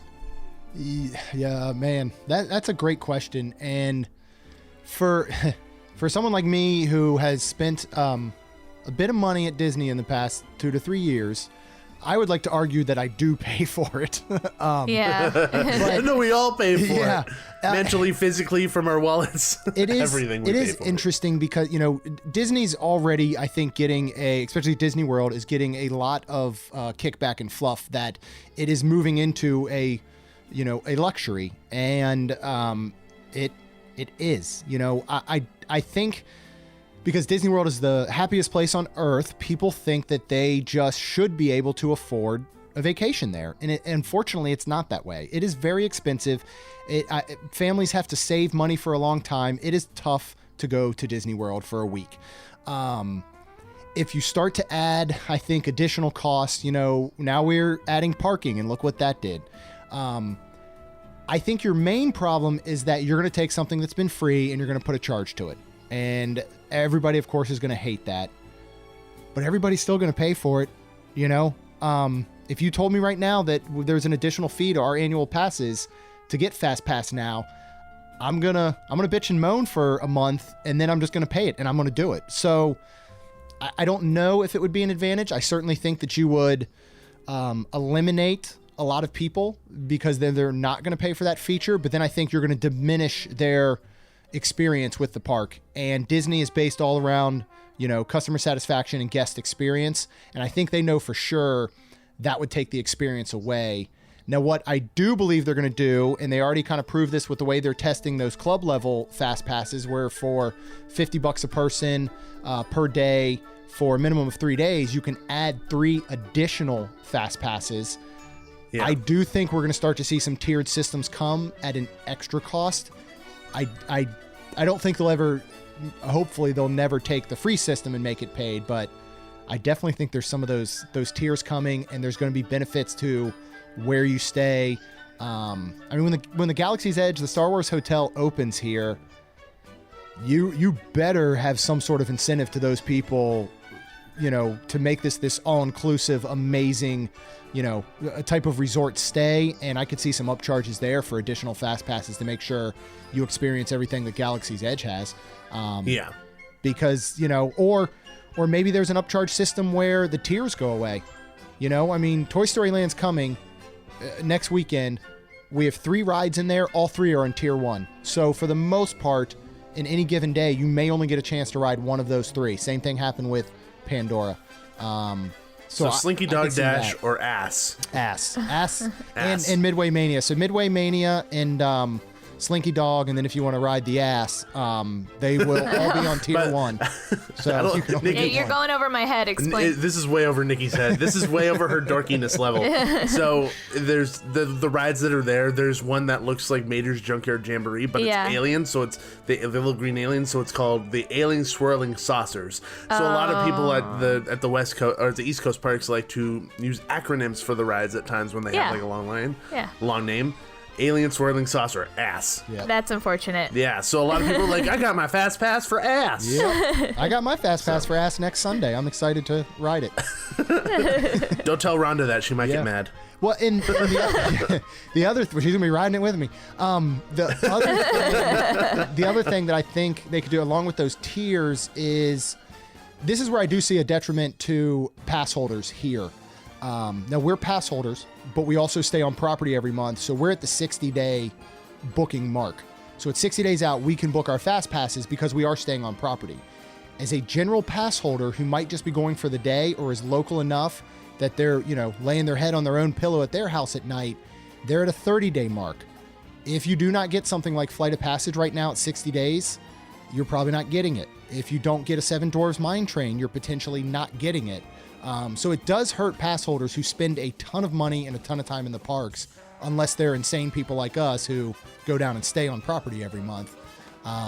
So maybe that's another way that I could see a tier system, paid system working, where you have earlier access because you pay a fee, therefore you get some of the better fast passes before everybody else gets to gobble them up. And I have a question. Go for it. Like when we were there for our honeymoon, even like the hottest rides that you had to book 60 days in advance, every once in a while throughout the day, there would be an opening on our fast pass for a time to ride it. Is Flight of Passage just like never day of? No, it every once in a while opens. I have gotten one 2 weeks prior before. I actually a Disney Facebook group I'm on. Somebody was watching in there and said, "Hey, I just noticed there's available fast passes for Flight of Passage on this specific date in 2 weeks." And we were already planning to be there, and I already had a fast pass for Navi River Journey, and I was able to switch it. I also am still very much under the assumption, based on your Magic Band and based on your usage in the app, that Disney knows when you're in their park, obviously.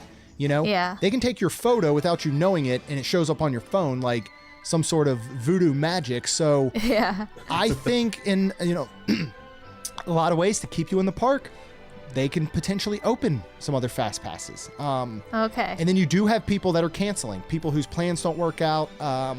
You might have locals that at 30 days just grab up some fast passes in case they go that day, and then they don't, so they release them. So okay. my thing is always check. And I found, we have Modify. I don't know if this is how it works. Some when you get one with your app, we have the Modify feature. So at 60 days or your 30 days, you grab what you can. If you don't like the times you got, you can usually modify that time almost up until the moment you ride it. And I've had a lot of success doing that, where even that day I booked a fast pass. It said, Midway Mania was 6 p.m. that morning. And then I book it and I modify it and I get it for 5. I modify again for 4. I modify again. The next thing you know, I have it for noon. So the way their system works is interesting, but I tell people just constantly check. If there's something you really want, just keep checking. Yeah, and I remember us doing that a lot on our trip too. There was one time where we were like in the standby line to meet Mickey, and like just while we were in the standby line, which was like over 40 minutes, I think, suddenly a fast pass popped up for it, and so we just switched lines. Oh yeah, I remember that. Yeah, that and awesome. they were like all gone for the whole day, and they're like, oh. Didn't that also happen for Epcot meet and greet for Mickey, Goofy, Minnie? Yeah, I think so. Yeah, over in one of the pavilions. Yeah. That happened. We were waiting in the standby line, and we're like, oh, there's one in 5 minutes. Yeah. And then we left and then came back in 5 minutes, and then we just met them immediately, which is fantastic. I don't think our Max Pass over here has that ability at all. I have no idea, because I don't remember checking, to be honest, because we didn't have a need to modify, because like Nikki and I were like on top of it. I think like modify, the most you could probably do with ours, and this is just me assuming, is that you could cancel. But I don't think that you could check for earlier times, because I think it works just like, just like a clock. The times just keep going up and up and up until they're gone. Yeah. And I think that's all that ours is. Yeah, and maybe. I mean, I can't say for sure because we don't know. That's just me assuming. Right. Yeah. Well, and my assumption on our end, because it's not like every fast pass is only for a set time. They're hour windows, but it's not like every day Flight of Passage has 9, 10, 10, 11, 11, 12, and so on. It could be 9:25 to 10:25 or 9:50. They're all 5-minute increments, but it could be 9:55 to 10:55. So, and again, this is me just assuming, with sometimes things opening up, if they want to make sure that their system only has X number of fast passes within any given hour block, and at the 9:55 a.m. block, everyone who has one for that next hour comes at 9:55 and scans, I don't know if that opens up a little bit more of that block where some more could be released, as opposed to somebody who waits until 10:50, when their fast pass started at 9:55. I'm not sure, but that might have a little something to do with it as well. But that's me just guessing, and that data is probably way over my my grade level. Your paid level there? Yes, it's definitely over my paid level. That does make sense, though. I could see how that would open up a few. Yeah. And to go back to like the question of whether or not paid fast passes would be a benefit to the park, if that's what they decided to do, is get rid of free, make it a paid system. I don't think, like, I posed the question, so my answer to that would be, I don't think it would be beneficial. Yeah. I think it would cause a lot more problems than it would solve, because you would have the problem of fast passes, which we have now, where they cause the queue lines to be extended way longer than they should be if fast passes weren't there, and people complaining that it's only happening because people who could afford it are doing it. Right. And it's causing this, like you said, Jeremy, this guest experience to be much lower, where Fastpass as a free experience raises guest experience because people are able to go on these attractions and experience them without having to wait in 2-hour lines sometimes. Yeah. Which I think is fantastic. I'm all about having people be happy. I'm always about, when it comes to the Disney parks, and usually theme parks in general, inclusivity, and having everybody have the availability to do something at the same time, and have the same level of I guess, accessibility to these things. Yeah. I want everybody to be on the same level playing field, and we're able to enjoy it here. We were able to enjoy it over there. I know you guys are able to enjoy it over there, and people who come visit the parks who know what they're doing to a certain extent are able to enjoy it too. Yes, we do have the minority, which sometimes can be majority of people who probably don't understand Fastpass as well as they should before coming to the park, or don't understand it at all, and it's this foreign thing to them. And it's unconceivable to them. Yeah. But what do you think would happen if they got rid of Fastpass altogether and put everyone on the same level playing field? And then we don't have the issue of, well, we have this overcrowding in the parks now, and added problems with Fastpass extending the queue lines for all these attractions. Now the efficiency of these attractions will be what they're supposed to be, because they don't have to stop and start taking people from the Fastpass lines. They just take only people from the regular queue line. Nikki raised her hand because she wants to talk next. Yeah. Because I talk a lot. You didn't let me say what I wanted about the paid Fastpass too. Oh, I'm sorry. But it's okay, because my answer is kind of the same for both. Okay, so it would fix all those issues, and we wouldn't have like this tiered thing where we have Max Pass and Fast Pass. We wouldn't have the Fast Pass and the extra paid 3 Fast Passes at Walt Disney World, like you were talking about, Jeremy. Everyone is equal, and you have to wait in line like everyone else. It doesn't matter how much money you have in your pocket. It doesn't matter how rich you are. It doesn't matter how poor you are. It doesn't matter how long it took you to save to go to Walt Disney World. It doesn't matter how long it took you to save to go to Disneyland. Everyone has to wait in line like everyone else. Like every other thing in life. Unless you're a celebrity. Unless you're a celebrity, then you pay for plaid.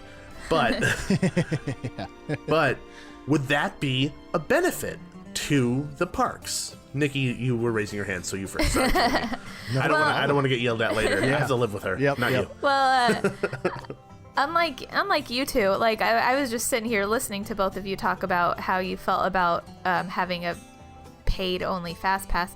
I don't know if I would hate it that much, because the way we maneuver our day anyway, half the time, Gabe, you and me, we get there at opening, we ride everything without the Fast Pass anyway, and then we leave at noon, or we go to Trader Sam's, get lunch, and then we're out of there. You know, we hardly spend a whole day there now anymore.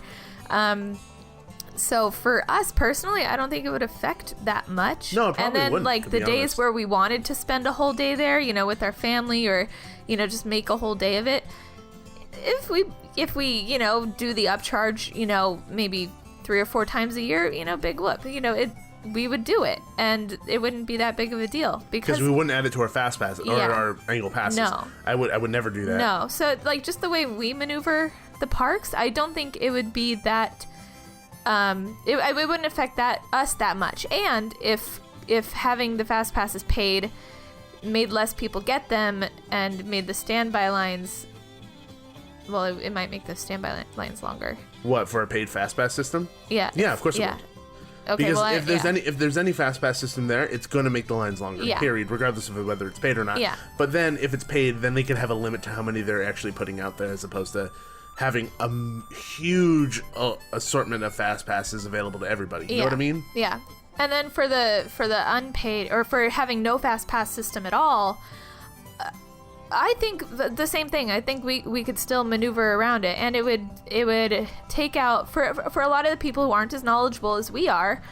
It would just take out a lot of the stress and unknown factors, and they could just plan their day as they wanted and just go about their day without having to think, oh, well, where's the fast pass distribution for this? Or we have to finish our eating in 20 minutes. We have a fast pass for Space Mountain. Or even like in California Adventure, the fast pass distribution area for Midway Mania right now is all the way on the other side of the water. It's like miles away. So, if you don't know where it is, it's really confusing. You might be in front of Midway Mania wanting to get a fast pass, and then you have to walk like 10 minutes out of your way to go get it. It's a waste of time. Yeah, so it's like I think it would take out a lot of the confusion for the people that don't know what to do, and I feel like the people who do go there a lot would still be able to figure out a new game plan, to make the most out of their day. Yeah, and we're looking at it from a season pass holder point of view, all three of us. Yeah. And Jeremy, before you answer, I want to pose that question to you, but also on top of that, do you think it would significantly affect the people who aren't pass holders like us? Yeah. Who are? Who are not. The people who are just coming to the parks, who don't come here often. Okay. Because the way that Nikki put it was, for us, it doesn't necessarily matter, because if we didn't get to go on this ride this time in our first 4 hours of the park being open, which normally we'd be able to do a lot, we'd probably just do it the next time. Yeah. That's not so big of a deal. Yeah. But for the people who don't get to come as often as we do, is it going to affect them? Yeah, I think, again, I'm going to go back to guest experience. And what the Fast Pass does now, if you understand it, it gives you the satisfaction and knowledge that you will ride 3 rides with no wait. I can air quote the no wait, because sometimes those still can be 15 to 30 minutes for even a Fast Pass line. I think it does give that satisfaction that you can do that. That, right now, without a Fast Pass system, somebody who wants to ride Flight of Passage and they're staying on property, they don't know that they're riding Flight of Passage that day without the system in place. Whereas if they do all their proper planning 60 days out, they secure it. It's something that they can look forward to. They can plan their day around, and they know that they're riding the best ride in the world, to me. So I think, and this is only because we've had the system. If the system never existed, then you're not taking anything away from anyone, and I don't think people would lose that satisfaction and that experience. But knowing that this is something we can do now, I do think it would make a big difference on the user satisfaction. I agree that you're probably going to be overall have shorter standby lines in general, of course, because you don't have this ratio, whatever it is, 10 to 1 or whatever, of Fast Pass people coming in, which is now extending the standby line. But I would think, and I'd be interested to hear from the average person that's planning their trip, do they enjoy the fact that they know each day they spend in a park, they have at least 3 rides that they're not going to wait a significant amount of time for? Yeah. And I mean, for Walt Disney World, I know that the general people who are probably going to visit Walt Disney World for the first time probably don't remember that, oh, crap, I have to do something 60 days ahead of time. And even for me, and you, for that matter, for people who are not used to that, yes, we were on top of it. We were up at the time we had to be up and got the Fast Passes that we needed to get and what we wanted, and we talked about what we wanted way ahead of time. So it wasn't like we were discussing it on the computer, oh God, what do we choose? We knew what we wanted. But on top of that, having to plan your day 60 days ahead of time, to me, is bonkers. Some people might resent that. But it does give a certain peace of mind.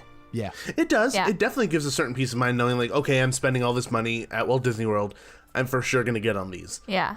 But it stresses me out a little bit to think, oh, crap. Yeah. I've dedicated myself to these 3 Fast Passes now, and I know that I have to go on these 3.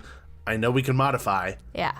But I'm dedicating to these 3 things 60 days ahead of time before I even know how I'm gonna feel. Yeah. It's like booking your restaurants. It's like, how do I know I'm gonna want Italian? Yeah, 6 months from now, because $80 Yeah, or 6 months from now. How do I know I'm gonna want to stare at the beast while eating my fish? You're I gonna don't make want that. yourself want to stare at the beast while eating your fish. That's actually true. I'm gonna trick myself into wanting to do that. Just another point that I just thought of for the no fast pass debate is yeah, sure, it might reduce the standby times, but in a park that's as crowded as Disneyland is now, say it reduces the standby wait time by 20 minutes. If you take 20 minutes off of a 120-minute wait time, it's still a 100-minute wait time. It's still incredibly long. It doesn't change that much. Let me pose this to you then. If there was no fast pass system at all in either park, this is for you too, Jeremy. Okay.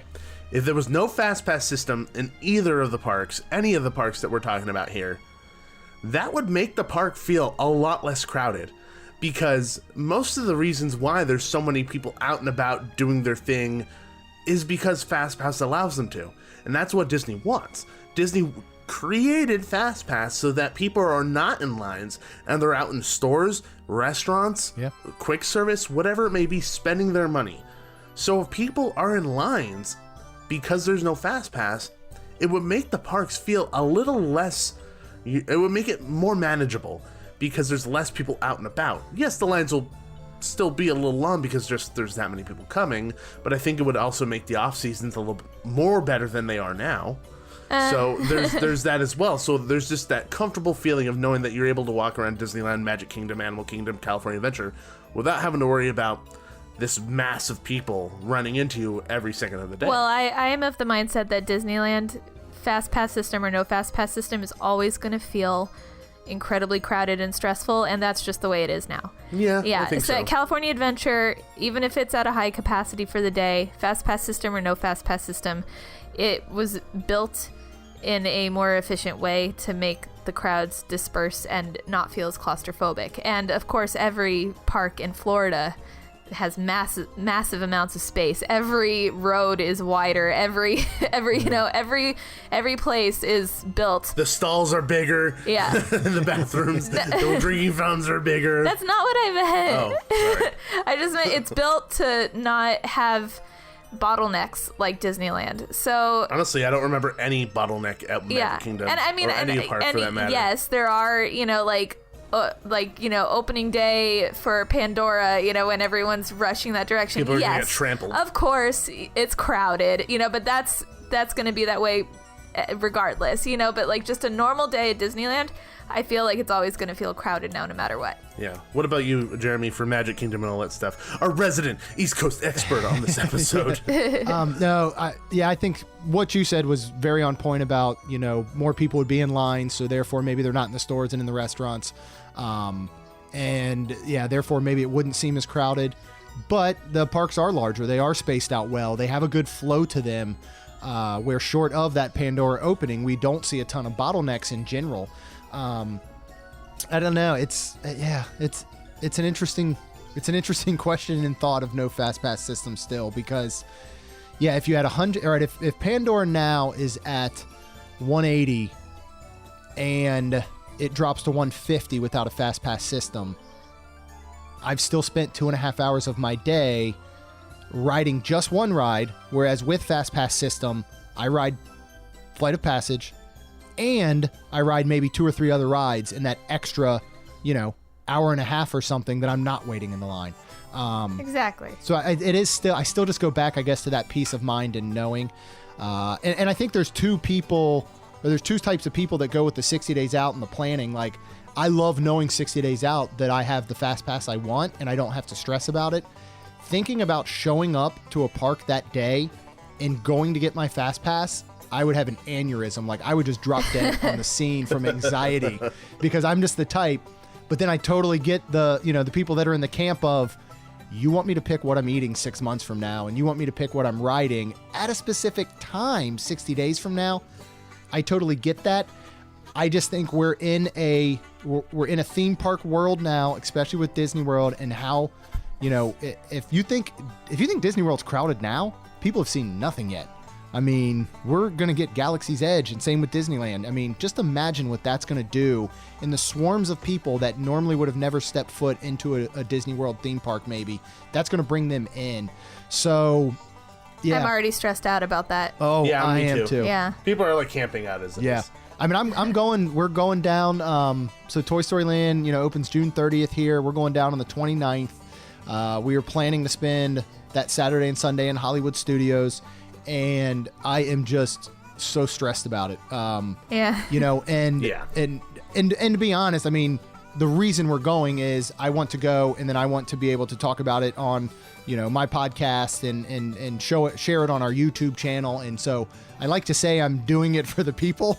But there's a part of me that is very interested to see what it looks like, because we had pass holder preview for Pandora. We got to experience it 2 weeks before it opened with nobody in there, and we got to ride Flight of Passage, and we walked on a Na'vi River journey twice. We didn't go back for about another month after it opened, and did some standby late at night during extra magic hours for Flight of Passage and waited about 80 minutes. And then every single time then, we've had a fast pass. So I've probably ridden Flight of Passage well over a dozen times, and only twice have I done standby. And I did them at opportune times because I did my research and had the knowledge where my wait was not the 180-minute mark. So Yeah. I don't know. I still think people are better off knowing that they have 3 rides that they can do for sure, and then they work in the rest of these and standby into their normal day while they're at the park. Yeah. Yeah. And just to give you an idea of what the lines are currently over at your park, Flight of Passage is at 140 minutes right now. Yeah. And then again, it says 10:30 on my thing, but it's actually 1:30 over there. Yeah. So that's midday, 140 minutes. And then the Na'vi River journey is at 90 minutes. Yeah, which is absurd. That ride does not deserve a 90-minute wait, does no not offense. at all. Yeah. I haven't been on it, and I know that. Yeah. Well, and the interesting thing is, and would you say 140 minutes? Yeah. Okay, it's not 140 minutes, for one. It's probably 100. Right. So one of the things that Disney does is most of their standby queue times, they fluctuate by adding roughly 15 to 20 minutes. Again, that all goes back to guest experience. If something's posted at 60 minutes and you get on and off in 45, you as a guest are like, man, that's at 60 and I did it in 45. This is awesome. So You're ruining the magic, Jeremy. You're ruining the magic. Yeah, they obviously do that over. Another thing that they're going to do is jack up wait times in certain areas of the park to move people to other areas.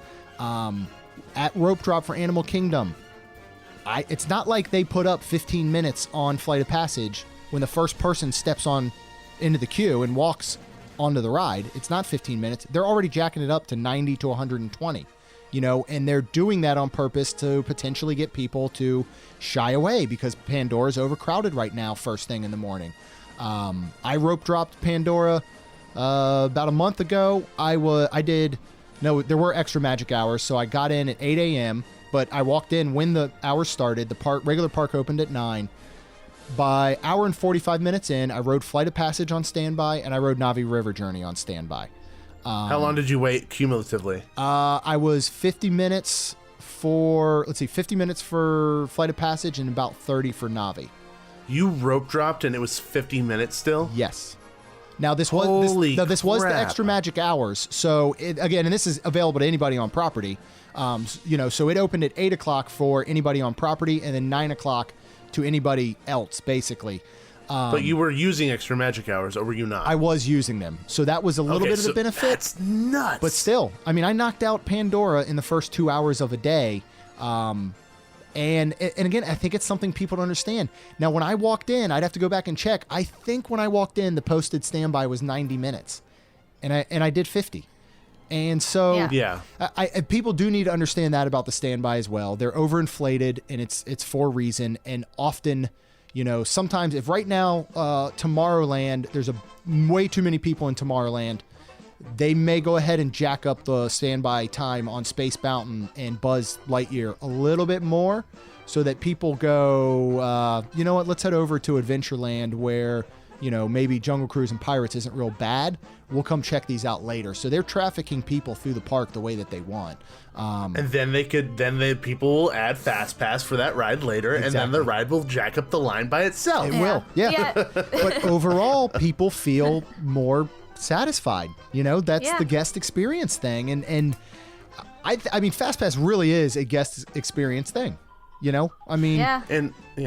But there's tons of pass holders that I talk to. We've been, we're 13 months into Pandora being open. They still haven't ridden Flight of Passage because they can't get a fast pass, because at 30 days out, they're gone, and they're true locals. A lot of the way you guys are out there, where they're just going for the day. They're not staying the night on property, so they don't get that 60-day mark, and they still haven't ridden it because they don't want to wait 2 hours. So it's that's their it's problem then. You're right, Nikki. That is their problem. Yes, they don't have a right to complain. Like, just if you want to wait ride the it 2 that bad, hours. just wait. Yeah. Just wait. Or book a night at All-Star Music Resort for $120 and get your 60 days out and just go stay on property one night. I mean, right. That's one other way, I guess, to look at it. But give yourself a little holiday. And that's another big thing with the FastPass system is Disney is selling their hotel properties, and they're giving advantages to local properties that they get a cut of. All of the right now, the 7 hotels that are along the Disney Springs area that are not owned by Disney have 60 days to get fast passes. That's an advantage to those hotels. Disney gets a cut. So if they're able to have a product or service that gets people on property as opposed to staying off property, it's win-win for Disney in the long run. I mean, whether it is for the consumer and us as theme park fans or not, that might be a matter of opinion, but Disney definitely wins. And they know what they're doing. Yeah, they're pretty good at business. I think they might have gone to some courses or something on how to run a business, because they know what they're doing. At the local junior college. Yes. Yeah. Yeah. Theme park. Someone for dummies. over there knows what they're doing. Yep. Yeah. Theme park for dummies handbook. Someone's got it over there. Good job, Bob Iger. Yep. He read that from cover to cover. Honestly, like, when it comes down to it, ultimately, I agree with both of you. I think that Fastpass is ultimately somewhat a necessary evil in order to have guest satisfaction be at what it is, and allow people to have a good time knowing that they have the opportunity to go on these 3 attractions over at Walt Disney World, or for us going on any attractions as it is. And I would absolutely hate, and it makes me sad to even think about, a family planning their trip to Walt Disney World or Disneyland, the Disneyland Resort, and barely go on anything. Yeah. Because there's no fast pass system. Well, we've seen it. Yeah, and we've seen, but that's also because they don't know what they're doing. Yeah, no, that's what Which I at mean. that time, it makes me sad, but at the same time, I'm like, you kind of should have planned. You should have planned. You're spending all this money. Why aren't you planning? Yeah. It's like, if you're going anywhere else in the world, you would plan, wouldn't you? It's the same thing at a Disney park. But the option is there. The option is there for them to make the most out of their day. Yeah. And it would be a shame if it wasn't. Exactly. Yeah. And you aren't necessarily at the same level playing field as everyone else. No, if you're not staying on property, you don't get the 60 days. If you're not paying Max Pass, you don't get the opportunity to do it on your phone. No, but you still have the opportunity to skip the line to a certain extent on some of the attractions and actually get to experience the Disney magic that everyone else is talking about. Yeah. And then on top of that, something that we haven't even mentioned is that going to a Disney park isn't always about the rides either. No. It's about the meet and greets. It's about the food. It's about the shows. It's about just being there with family and creating memories. And those memories can be created through a lot of avenues outside of attractions. Yes, a lot of my memories with you, Nikki, are going on some of the attractions and remembering our experience on those and looking at your face while we get off of a ride or something. But there are a ton of other memories outside of that that have nothing to do with attractions. And I think Fastpass gives you the opportunity to make more out of your day rather than just waiting in 5 lines all day. Exactly. Fastpass allows the ability to have more time to make those memories. Yeah. And you And it's two are not like, even necessarily about being on the ride. you two are like in my head, because I was sitting here thinking the exact same thing, because something I talk about on our show a lot, and again, it's easier when I get to go a lot, is that everybody goes with an agenda, and that's good because you need to plan. But don't come back, and when somebody says, how was your vacation? You look at your checklist and you go, oh man, I had 10 rides and I only checked off 5, so our vacation sucked. Like, and that's what a lot of people do. Whereas you focus on the memories you're making. It's not about what you did. It's kind of how you did it, who you did it with. And I think those are the things you come out with the most. Some of my favorite memories from Disney World in these past couple years aren't even the specific ride we did. It might be waiting in line for the ride and playing a game, on my phone with the kids and with Rhonda, or it might be a hotel that we stayed at. We have a thing where every trip we do what we call a Disney First.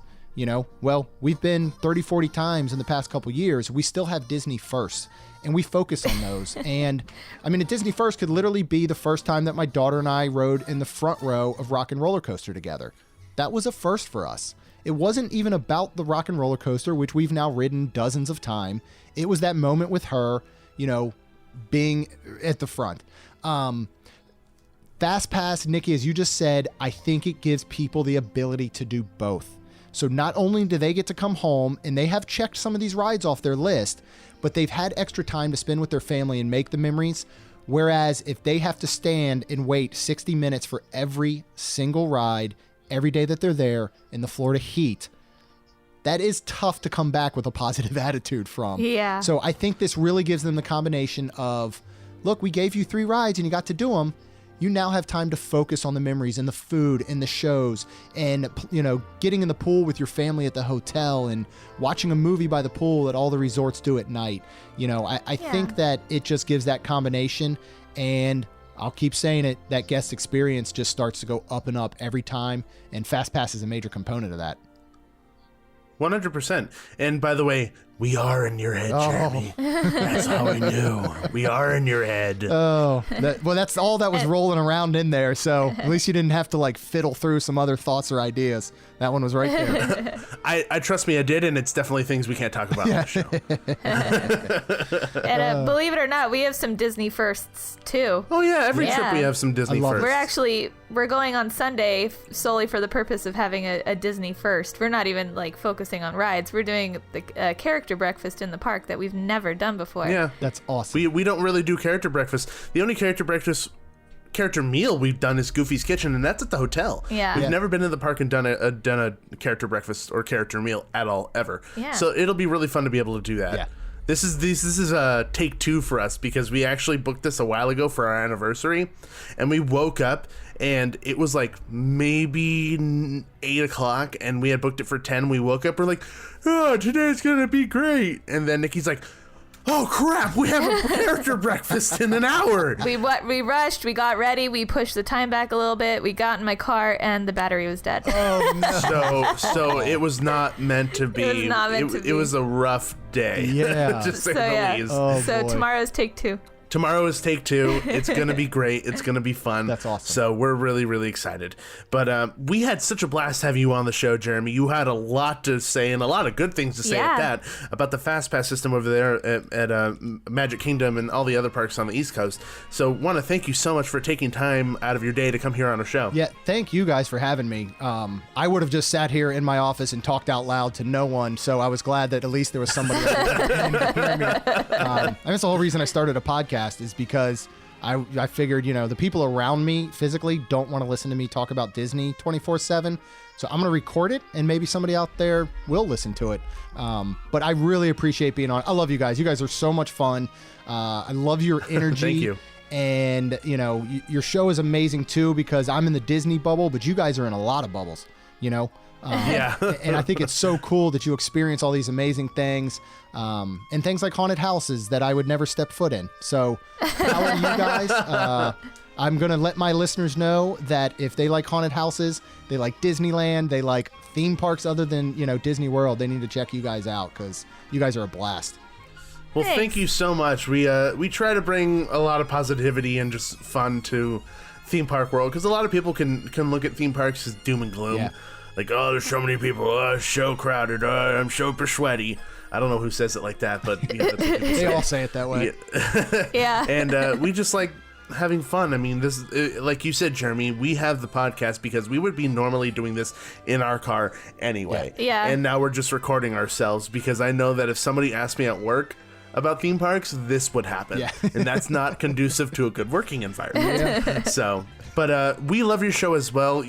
Both of your shows, actually. One of my favorite segments that you guys do is Keep It, Fix It, or Burn It. Yeah. Which I think is hysterical. We love that because one. every time I listen to the show, I already have an opinion on whether or not what I would do. Yeah. And most of the time, whenever you guys say burn it, I'm just like, burn it, burn the witch, burn it. I'm screaming that to myself in my car, and I have fun doing it. That's the whole reason we do it. We hope that there's people all over the country just screaming in their cars. Yes.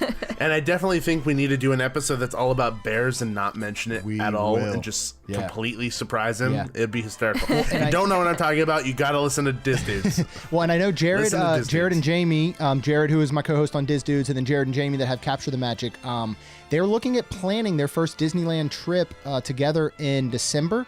So I'm going to make sure you guys connect, because I think there's going to be, I think that could be some interesting things.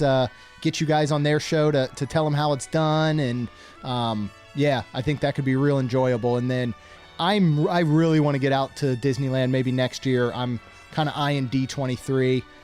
We have not been there at all. And Disneyland absolutely fascinates me. Yeah, it's interesting for sure. Yeah. Are you hoping to get there before Star Wars or after Star Wars?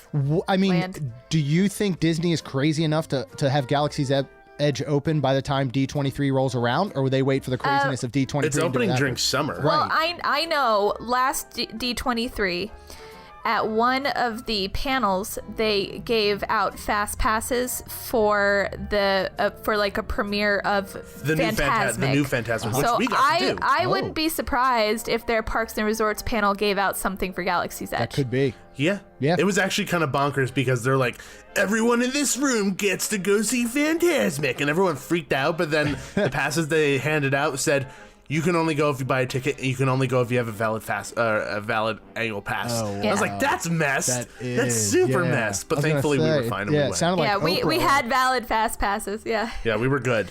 But yeah, no, they would do that. And honestly, I think Galaxy's Edge is going to open up in June or July. Okay. Because they just changed the calendars for blackout dates. Right, I saw that. Because now it's park specific. Yep. And just looking at the blackout dates for the calendar, you could kind of tell when Galaxy's Edge is going to open because everything is blocked. Yeah. So, but anyway, before we go on a much longer tangent, because it's going to happen. We could just keep talking forever. Friends who are Disney people, it gets crazy. Yes, we could talk forever. So before we let you go, we want to give you an opportunity to plug both your shows. Let everybody know where they can find you and listen and subscribe, and so that they can enjoy your show like we do. Thank you. Yeah. So Main Street Magic, we release shows every Tuesday and Friday. You can find us at mainstmagic.com.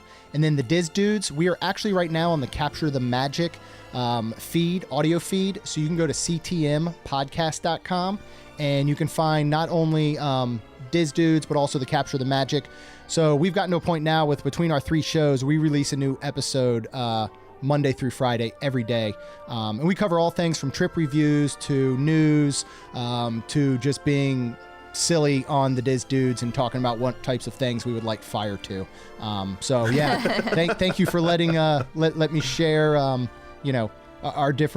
channels and our feeds. I appreciate that. No, of course, anytime, and love your shows. So we want everybody to enjoy them like we do, honestly. Thank you, because it's really fun to listen to. I think you guys have a lot to say and a lot of good things to say, and especially it's really helpful when you guys have reviews, because I know that you guys do reviews on your stays at the different hotels, which I actually think is really, really helpful for people who have never been. Yeah. So if people tune into your show by happenstance, they'll be able to listen to you review like your stay at Saratoga Springs, or your stay at Wilderness Lodge, whatever it may be, because then they get to hear firsthand somebody's experience there instead of reading a review online, which can be rather misleading. Yeah, and that's what we like. We like to actually experience the things that we talk about. You know, we don't want to talk about a hotel we haven't stayed at based on what other people said, so we make sure we experience everything that we actually talk about on our show. And then with the parks, we've experienced them so many times that we just like to share the tips, the tricks, maybe the little hidden secrets that the average person doesn't know who's just planning that, once in a lifetime vacation.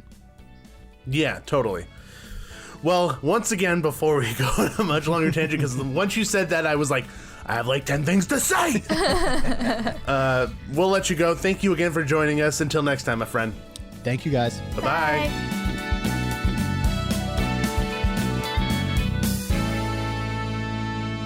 So that was a great talk we had. Yeah, there was, like you had said before at the top of the show, there was a lot of things that kind of came up that we probably didn't even think about before. Yeah, exactly. And I just like posing the questions. Even if it's not a good answer, I like posing a question to make people think. Yeah, and it really did make me think about a lot of the stuff. And I hadn't really thought about just how differently the system works over there and how it could just really throw you off if you're thinking about the other coast and how it would work over there. Exactly. And I know a lot of people who are not fans of Fastpass in general. They think it's a pretty big detriment to the operations of the park and how things are able to actually flow with regards to operations. So it's going to be interesting for everyone to listen to this and kind of build their own opinion. Maybe they haven't thought about it before. Maybe they haven't actually taken a second to think, I wonder if Fastpass is actually good or not, because it's just part of Disney life at this point. There are Fastpasses. It's hard to remember a time without them. Yeah. Because they've been around for so long. So there's kids that grew up with Fastpasses. They knew nothing of Disneyland before Fastpasses existed. Yeah. So it'd be interesting to hear people's responses who haven't thought of this before. Yeah. So, but thank you once again to Jeremy for spending some time with us to record and get some awesome content. Once again, make sure you check out Main Street Magic and the Diz Dudes, two of his shows that they have over there. Diz Dudes is under Capture the Magic feed. Fantastic stuff that they're doing over there, so I highly implore everyone to head over there and check that out. And then, as for housekeeping for everybody, not everybody, just for us, but for everybody to know, I know that every episode we kind of end with saying, like, what social media sites you can find us on, and we always say Periscope, but we haven't done Periscope in a very, very, very long time. Yeah. And we're actually going to be abandoning Periscope. The amount of people that followed us there wasn't as huge as what we get when we go on Instagram or when we go on, Twitter or Facebook or anything like that. So we're gonna set that aside. We're putting it down. We're not gonna be on Periscope anymore. But one thing I did want to mention was the fact that we are actually on YouTube. And we had mentioned that we have a YouTube channel, but I never mentioned that the show actually goes to YouTube. So the show goes to YouTube every single time I upload the show. So if you happen to not listen to it on your phone, like if you happen to see it on your phone but you don't listen to it on your drive, when you get to work or wherever you're doing, you can listen to it on YouTube. It's going to be there too. So make sure you head on over to YouTube and subscribe, because you can always get the feed of all the shows there as well. And sometimes we also upload some fun videos. We're not like super dedicated to YouTube content, but we'll upload videos every now and again just for funsies. Yeah. So make sure you head over there and check us out and subscribe. And then also, finally, I got over my fear of people judging me, and I posted, finally, the link to our TeePublic shirts page of some shirts that I designed. You're getting lots of compliments on your Epcot gauntlet.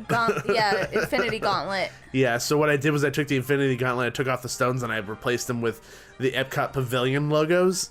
Yeah, people love it. And a lot of the characters at Disneyland were like, oh no, that's not good. But then I was like, no, look, it's Epcot. And then they're like, oh, okay, that's fine. Yeah. So I would explain, like, instead of snapping and people disappearing, I would snap and then you go to Epcot. Yeah. So that's one of the shirts. And then we have our Theme Park Duo shirt. We have a few other shirts there. So once Trader Sam's, a whole bunch of stuff. So just head on over to TeePublic.com and check us out. I've posted the link on our Twitter page a few times now, so just look for the link. You should do it again. Yeah, I should do it again. I'll do it again when I post this episode, because it's actually really hard to find us. Even if you type in Theme Park Duo, we don't come up.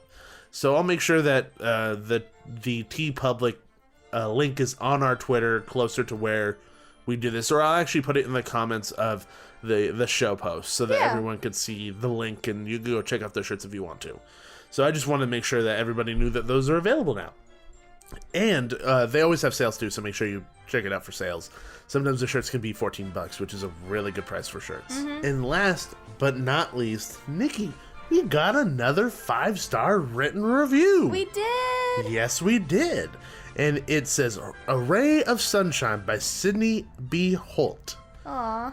I don't typically write reviews, but you guys have earned it. I'm a huge theme park fan who's been desperately searching for a podcast to listen to for a while.